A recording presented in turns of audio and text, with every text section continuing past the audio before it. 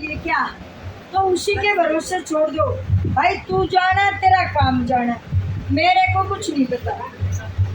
जब कहीं भी मंदिर में जाते हो, कीर्तन में जाते हो, सत्संग में जाते हो, कथा में जाते हो, तो पंडित जी कहते हैं हाथ उठाओ और जयकारा लगाओ, राधे राधे बोलो, कुछ भी कहते हैं ना। हाथ उठाने का क्या मतलब है? क्या ऐसे हाथ करने से भगवान नहीं मानेंगे? ऐसे हाथ करने का क्या मतलब है? ठावे है ना सब, आपने हमने भी कई बार ठाए होंगे। बोला हाथ ठाओ, हाथ ठा लिए, तो इसका क्या मतलब है? भगवान हमारी रक्षा करने आते हैं। हाँ, रक्षा करने आते हैं, बिल्कुल अच्छी बात है, बहुत अच्छी बात है। लेकिन हम ऐसे कहेंगे कि भगवान आ जा संभाल ले, हमने तो नहीं आएंगे, नहीं आएंगे। ऐसे आएंगे, ऐसे देखो। हाथ उठाना कब से चालू हुआ? हाथ उठाना जब से चालू हुआ, जब द्रौपदी माँ ने द्वापर युग में राजा द्रुपद के घर जन्म लिया और अर्जुन के घर शादी हुई अर्जुन के साथ।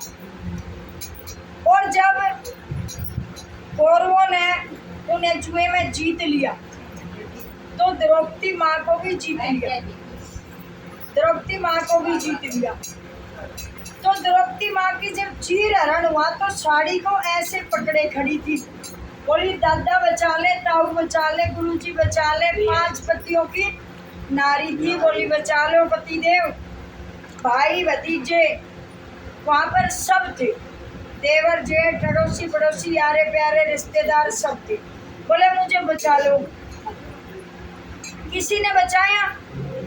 नहीं बचाया ना। जब तक वो साड़ी को पकड़ के बोली आप बचा लो, आप बचा लो, सबसे कही, सबने नीची गर्दन कर। अब सोच लिया ये तो सिर्फ नाम नाम के हैं मेरा तो वो है जो दुख में मेरा साथ दे और सुख में मेरा हाथ बटवाए और खुश रहे। दूसरे की खुशी में खुश होना किसी दिलावर का काम है, हर एक के बस की नहीं है खुश होना। दुख में तो सब आ जाते हैं, लेकिन दूसरे की खुशी में मुंह चढ़ावड़ तो बढ़ाएगा, पाऊंगा रूस कर बैठ जाएंगे, लेकिन खुश होकर आना किसी दिलावर का काम है। दूसरे की खुशी में खुश होकर हर एक के बस की नहीं है। बहुत आसान और बहुत मुश्किल काम है ये।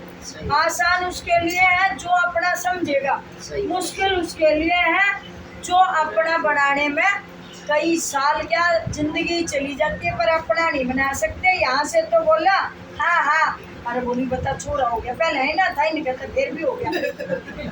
तो दूसरे की खुशी में खुश होना हर एक के बस की।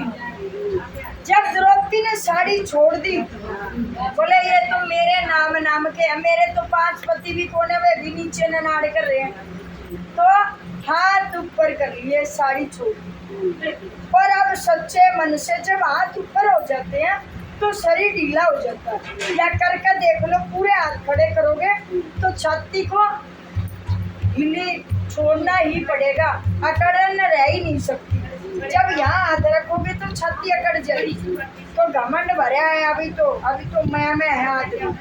जब बिल्कुल छोड़ दिए तो ये सारे गर्दन छाती कमर ढीली हो जाती है, तो बोला अब घमंड टूटा, अब शरण में आया जाता है। जब हाथ उठाते हो तो सच्ची शरण में जब भी भगवान के चरणों में हाजिरी लगती। हम बोलते हैं भाई हाथ उठा लो, तो एक आधा तो नू बैठे तो नू कर लेगा, एक आधा नू कर लेगा। तो ये बहन जी कई बार बोला, वो फलानी बहन जी पूरे हाथ ना उठा रही, मगर भाई अगर कहेंगे तो लड़ाई हो जाएगी, कोई बात ना, नहीं ठा रही, 1-2 बार इतने ठाओगी, कदे तो भगवान सद्बुद्धि देंगे, कदे तो उठाएंगे पूरे।